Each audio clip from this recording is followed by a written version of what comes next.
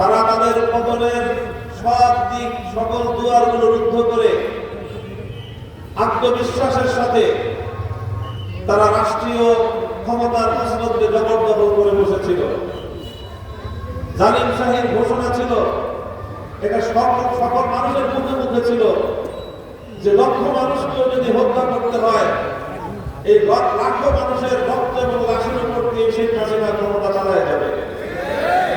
এটাই ছিল তার মনোভাব। কিন্তু যখন আল্লাহ পাক রব্বুল আলামিন তার বিদায়ের ঘটনা বাজিয়ে দিয়েছেন, তখন তার দাদা বাবুরা তাকে রক্ষা করতে এগিয়ে আসেন।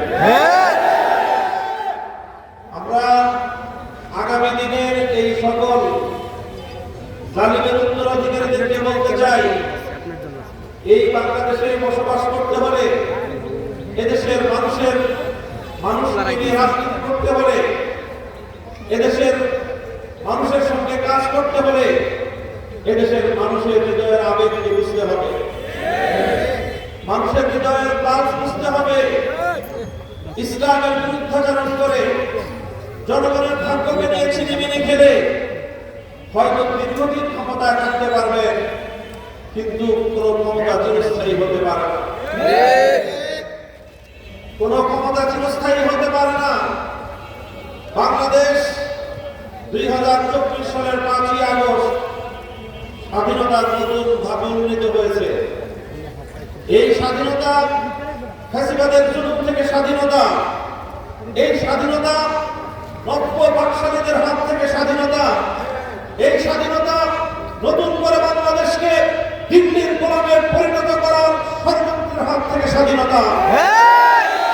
যেমনি ভাবে রক্তের বিনিময়ে বাংলা তার স্বাধীনতা অর্জন করেছিল, রক্ত দিয়ে 75 সালে একবার তারা যেভাবে স্বৈরাচারীদেরকে যারা মানুষের অধিকার নিয়ে ছিনিমিনি খেলেছিল, 30,000 যুবকের রক্তে যাদের হাত রঞ্জিত হয়েছিল, স্বাধীনতার নেতৃত্ব দানকারী হওয়া সত্ত্বেও সেই ফ্যাসিবাদের জায়গা বাংলাদেশে হয় নাই। 2024 সালে নব্য ফ্যাসিবাদের জায়গা বাংলাদেশে হয় নাই। আগামী দিনে যদি কেউ আবার ফ্যাসিবাদের চর্চা করবার দুঃস্বপ্ন দেখে স্পষ্ট বার্তা দিয়ে দিতে চাই, বাংলাদেশের মানুষ আর কোনদিন ফ্যাসিবাদকে মেনে নেবে না ইনশাআল্লাহ।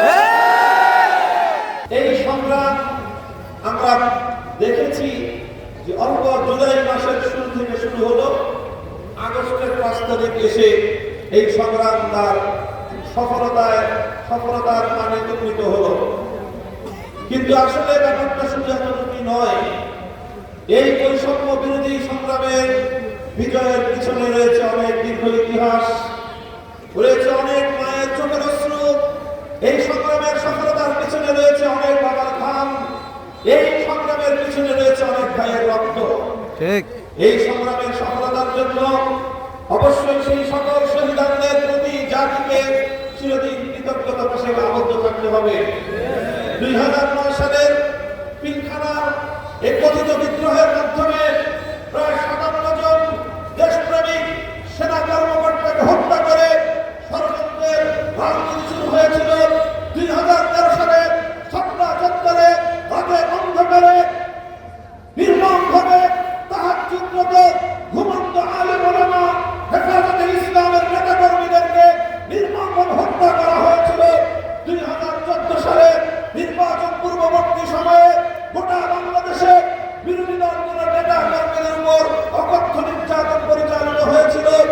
2021 সালে নরেন্দ্র মোদী নবঘাতক গুজরাটের বাসাইকে বাংলাদেশের স্বাধীনতার সুবর্ণ জয়ন্তী উদযাপনের সময় চিফ গেস্টের আমন্ত্রণ জানানোর প্রেক্ষিতে তৌহিদি জনতা হেফাজতে ইসলামের নেতৃত্বে শান্তিপূর্ণ প্রতিবাদ জানিয়েছিল। এই অপরাধে হাটহাজারী থেকে ব্রাহ্মণবাড়িয়া পর্যন্ত পাখির মতো গুলি করে 25 জনের মতো আমার ভাইকে হত্যা করেছিল। সর্বশেষ 2024 সালের নির্বাচনের পূর্ববর্তী সময়ে আপনারা দেখেছেন গোটা বাংলাদেশ জুড়ে কিভাবে ভীতিকর পরিস্থিতি তৈরি করে সাধারণ মানুষজন বাড়িতে ঘুমাতে পারেনি। কেউ গাছের ডালে, কেউ জঙ্গলে, কেউ নদীর মাঝে, খালের মাঝে, বিলের মাঝে গোটা বাংলাদেশের মানুষকে জিম্মি করে একটি নির্বাচনের